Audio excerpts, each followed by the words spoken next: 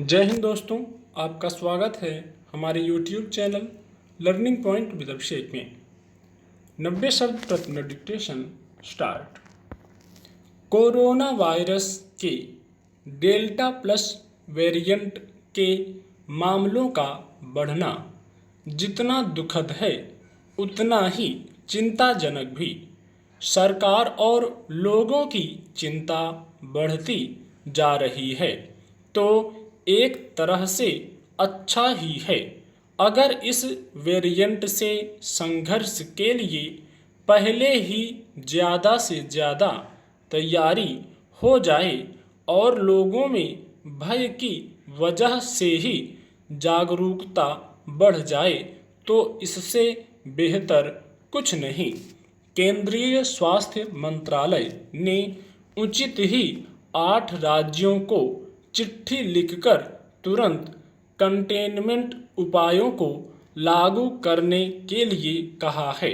जहां भी मामले मिल रहे हैं वहीं उन्हें क्वारंटीन और कंटेनमेंट जोन बनाकर रोकना होगा।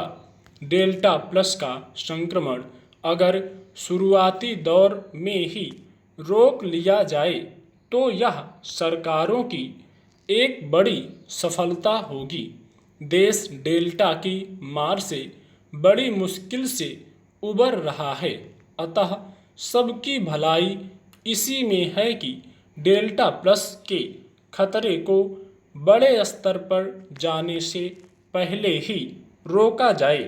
अभी तमिलनाडु, गुजरात, आंध्र प्रदेश, राजस्थान, कर्नाटक, पंजाब, जम्मू कश्मीर और हरियाणा को कंटेनमेंट और कॉन्टैक्ट ट्रेसिंग जैसे उपायों को अपनाने के लिए कहा गया है। इन राज्य सरकारों को अपने स्तर पर भी हर संभव उपाय करने चाहिए। विशेषज्ञ बार बार चेता रहे हैं, किसी भी स्तर पर ढिलाई बहुत भारी पड़ सकती है। जिन इलाकों में मामले मिल रहे हैं वहां के सामाजिक संगठनों को भी पूरी तरह से सचेत और सक्रिय कर देना चाहिए। बचाव के लिए जरूरी कड़ाई का काम ज़्यादा से ज़्यादा सामाजिक संगठनों के पास ही होना चाहिए।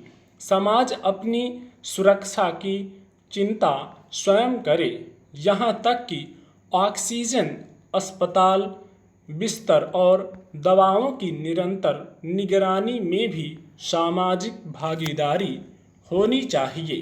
ध्यान रहे, शुरुआती सूचनाओं के आधार पर डेल्टा प्लस को 3 कारणों से अधिक संक्रामक बताया जा रहा है। अव्वल तो इसकी संक्रमण क्षमता ज़्यादा है। दूसरी बात, इसका फेफड़ों की कोशिकाओं के रिसेप्टर्स में मजबूत बंधन बनता है और यह वायरस मोनोक्लोनल एंटीबॉडी प्रतिक्रिया को कम करता है। बड़ा खतरा यही है कि यह शरीर में एंटीबॉडी जरूरत के हिसाब से नहीं बनने देता है। शुक्रवार तक देश में 45,000 कोरोना नमूनों में से 48 नमूने डेल्टा प्लस के पाए गए और 4 मरीजों की मौत हुई। वैसे ये आंकड़े पर्याप्त नहीं हैं जिनके आधार पर डेल्टा प्लस को ज़्यादा खतरनाक घोषित कर दिया जाए। अभी डेल्टा प्लस जांच की सुविधा केवल 14 प्रयोगशालाओं में है, अतः केंद्र सरकार को विशेष रूप से पहल करते हुए जांच के ज़्यादा से ज़्यादा केंद्र बनाने चाहिए। टीकाकरण में तेजी लाना भी जरूरी है। 2 टीका लेने के बावजूद अगर राजस्थान में डेल्टा प्लस का मामला सामने आया है तो भी टीके पर से हमारा विश्वास हिलना नहीं चाहिए। टीके पूरी तरह से सुरक्षित हैं।